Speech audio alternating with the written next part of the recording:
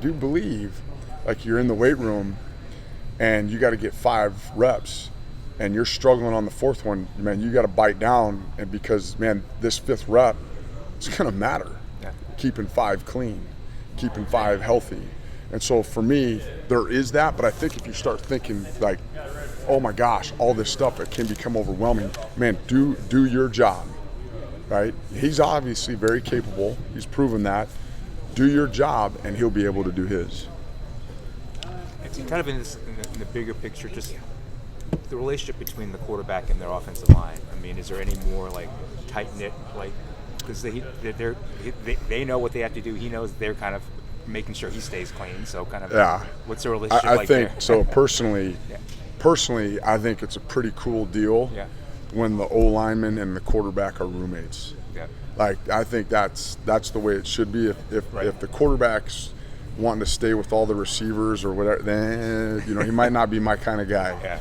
But the guy that wants to live with the offensive line, I think that's very impressive. And again, like I've said this 100 times, you come to the 7-on-7 things, they hand out real nice T-shirts and possibly a medal or one big plastic trophy or whatever. Yeah. But when you start playing real football, that's when they start handing out the real trophies, and that involves our guys up front, both offensively and defensively. So, does Brennan live with offensive linemen? Yeah, he does. Yeah, okay. Yeah. Tony said that he's comfortable with like 7 linemen right now. Do you feel like that's a good assessment of where? Yeah, I think the plan or the objective for fall camp is to find out who 8, 9, and 10 are going to be, and to continue to develop 1, 2, 3, 4, 5, 6, and 7. So I think there's some very capable guys, and I'm excited. Like Coach Schmo has done an amazing job of being able to get these guys ready. They look better, they sound better, they look. I mean, they move better, and so again, I think you're going to see 8, 9, and 10 come along pretty quick. Leach was a guy that you guys all raved about, his development in the spring. Do you feel like he's made more steps now in the offseason? Yeah, he's doubled what he did in the spring.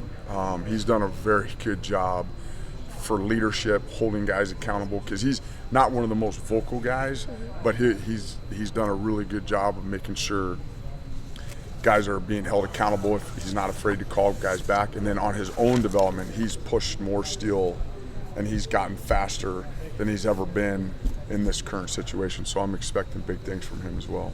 What's the gap between what you know about your line with all the moving parts and players and what you believe you'll know or need to know once camp begins?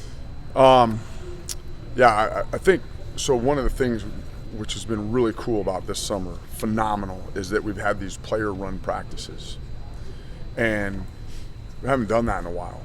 And so now these younger guys are getting reps, and again, it's not padded or anything, but they're getting these reps, and they're seeing Ben Smiley, and all these guys coming in, how they move, and Jameer, and again, they're getting the reps and understanding the offense. So they're not allowed to film that or any of that stuff, and I'm not allowed to be there. But the feedback has been, man, it's really been beneficial and helped them. So it's closed that gap. And so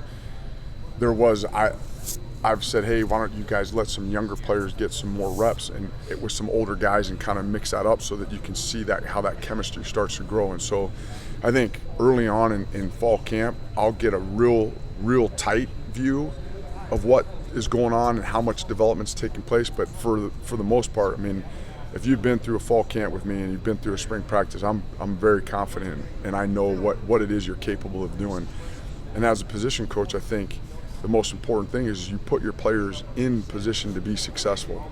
So if you're asking a kid to do something he can't do, well, it's not a shame on the kid, that's a shame on the coach. And so for me, it's like you said, getting to know exactly what it is they can do and how well they can do it, and then working on those strengths and not necessarily trying to focus on the weaknesses, because you're only going to get so good at a weakness, but I think you can get 10 times stronger at something you're strong at. So did that answer your question? Sure. Well, I mean, if you're talking about, you mentioned having some guys observe other guys, how do they take that and then correct and coach, especially if they're working next to someone when you're focused on your assignment and the other guy's got a different assignment? I think what is it how do you? I'm going to mess it up, so I'm not going to say it. But I think, right, the more you know, the more you can do. right? And so again, if you're the left tackle, you better know what the left guard, you better know what the center has to do, right? Because the more that they can all work together as one and coach each other up, they're all familiar. They've all played left guard. They've all played left tackle. They've all played, that's not true. They've all played right guard and right tackle, and the center is a little bit more unique there, but you have to know what everybody's doing, and then when you know that, then you feel comfortable correcting it. Can you compare this to previous years for you personally? I mean, Yeah. Is it fun? Is it? It's amazing. Scary? No, it's I love it. I absolutely love it. 2017, it was the same thing. And again, my background is a junior college coach, and the roster flipped every year. And so that's what I'm accustomed to, and I love that, because again, it's like I said earlier, like if you start to get comfortable with something, then man, you probably should find a way to shake it up. And man, this is definitely shaking it up. and again, it's man, I'm double checking and triple checking my installs and making sure that I'm giving my guys the information they need to prepare for practice at a way higher level, because again, I don't want to say I was complacent, but man, we knew what we were doing, and we'd been together for a long time, and we've been doing it for a long time. And so that's why this has been great for me too now professionally, because I've had to grow. So I love that. And I think anytime you feel comfortable, you're probably in the wrong spot. Yeah, and you can't assume anything. You can't assume anybody knows anything. No, because you know what happens when you assume. Yeah. Forgive me, Coach, for asking this question. You already answered it. But as far as spots you have not saying names, but do you have any starters already, or are you going in with totally looking or having 5 starters ready, or you got 1 starter, 2, 3 starters, I would tell you, and honestly, answering this question, there's probably 2 guys that have a pretty good foothold on it. But my deal is, man, I would love to throw 5 gold coins into a room, and whatever 5 guys come out with it, you pray that one of them knows how to snap, and you go from there. Because I think it's bad football to have a good guy. He's your second or third best tackle, but he's your first best guard. Well, why? That doesn't make sense to have him standing next to me. So finding that early on in fall camp and then starting to build that chemistry, I think that's going to be huge. But I would say there's probably 2 guys that could feel pretty comfortable. You know how I feel about being comfortable, so I'll make sure they're not, but that's what I would say. So in your ideal world, would you rather have, I'd say either or, is it more challenging to have a starting 5 and to constantly be working on them, or do you want guys rotating in regularly? No, I want guys rotating in. So, yeah, you always want guys rotating in for 2 reasons. One, they get experience, right? So that if something like this does happen, you're not caught with going from over 150 starts to maybe 5. That is alarming, right?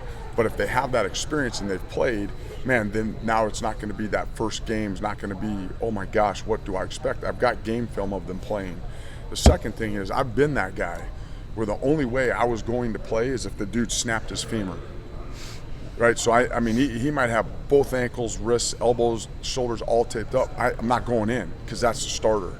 But I've also been a part of where I was going to get 25, 30 reps a game.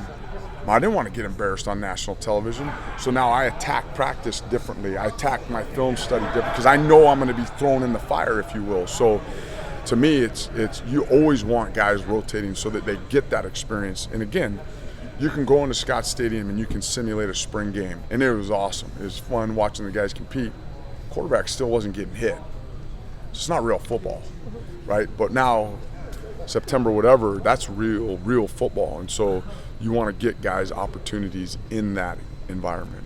What's your initial feedback of John Paul Flores from these practices? Yeah, I think he's done a really good job, and we talk about in our O-line room about being a pro and what that means. I mean, the guy's not missed a single yoga session. He's just pestering me day and night to learn plays, and I love that. He's done a really good job, and I think once he puts on the pads and he's able to demonstrate what he's capable of doing, I think his role of a leader will magnify tenfold. So he's done a really good job. When you do go